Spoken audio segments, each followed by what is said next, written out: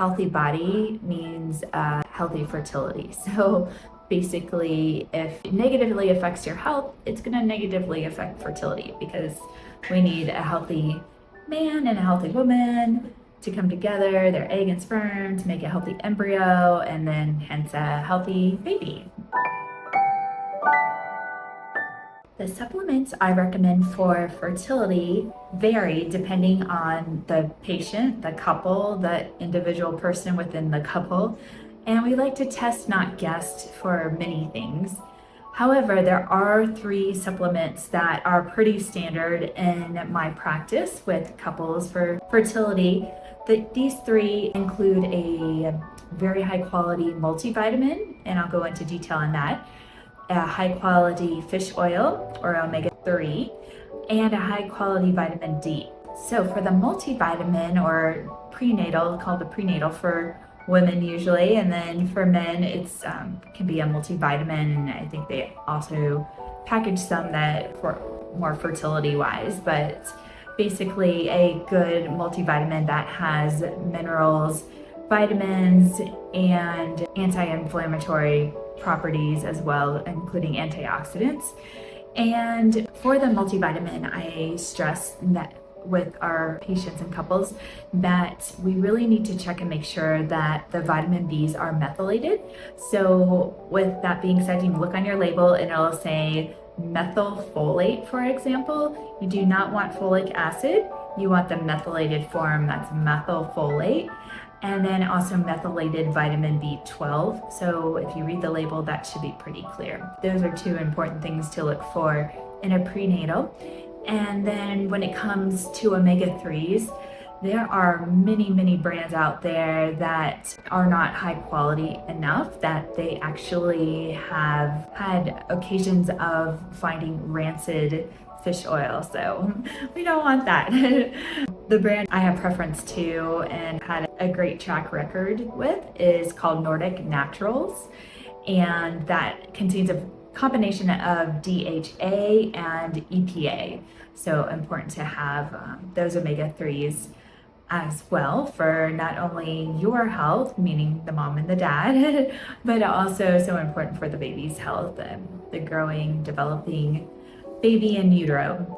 And then vitamin D is the last of that trifecta, I guess, that I find pretty much everybody is on that we work with, because most areas of this country, and depending on the person's skin, we're not able to get our vitamin D levels between 60 and 80, which is where we like them for natural fertility.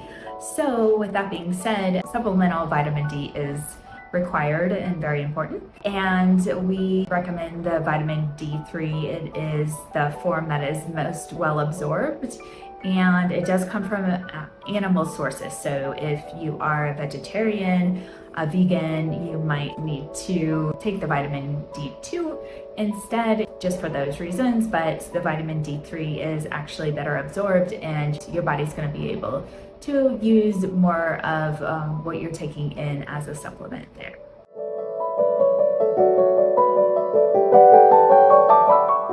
Some of my favorite supplements for fertility include good old vitamin C. And then I'll list them and then go back and talk about them more specifically. So vitamin C, vitamin E, zinc, and CoQ10 are some of my faves. And with vitamin C, it's so simple, it's inexpensive, but it's a wonderful antioxidant. I highly recommend it. You can take it to bowel tolerance, meaning it will make your stools loose if you have too much vitamin C. So you can just take 500 milligrams a day, 1,000, 2,000. You really can't overdose on vitamin C, and especially if you're not feeling well or under a lot of stress, you might want to take extra vitamin C, wonderful antioxidant. Vitamin E, definitely another very good antioxidant as well. And then zinc is a wonderful antioxidant. There's been a lot of fertility research done to show the benefits of zinc for both men and women. And with the zinc, however, you do want to be careful. Our bodies have intricate balances between zinc and copper, so both minerals, so we don't want to disrupt that balance. So with zinc, I recommend that you find a holistic practitioner that's willing to help you gauge that and test your mineral level. And generally, we like to test, not guess, and there are some really good functional tests that we can find out your nutrient levels, and that way we know which antioxidant, which supplements are best for you, because maybe you really don't need zinc, or maybe you do. And CoQ10 is another example of that, a wonderful antioxidant, and it actually helps us convert our food in our bodies to energy.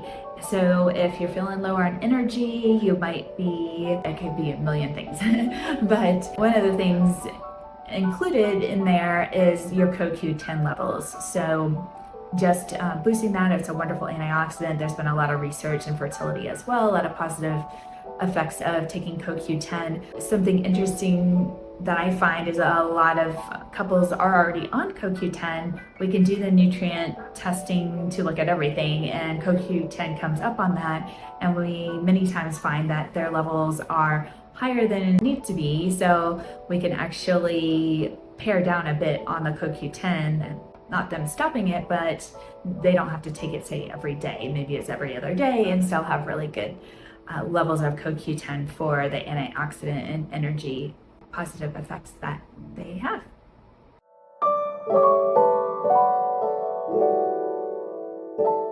Another couple of supplements I find recommending pretty frequently and are indirectly assisting fertility. I like to say a healthy body means healthy fertility. So basically, if it negatively affects your health, it's going to negatively affect fertility, because we need a healthy man and a healthy woman to come together, their egg and sperm, to make a healthy embryo, and then hence a healthy baby.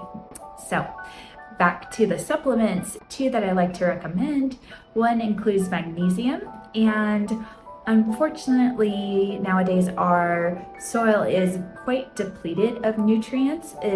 That's for various reasons. I won't get too into detail, but just the way our farming happens and our crops aren't rotated, and other reasons that we don't have the amount of minerals in our soil that we used to. So pretty much so many Americans, so many people in general are lacking or low on magnesium, and it's a cofactor for so many of our enzymes, hundreds of enzymes in our body and different functions.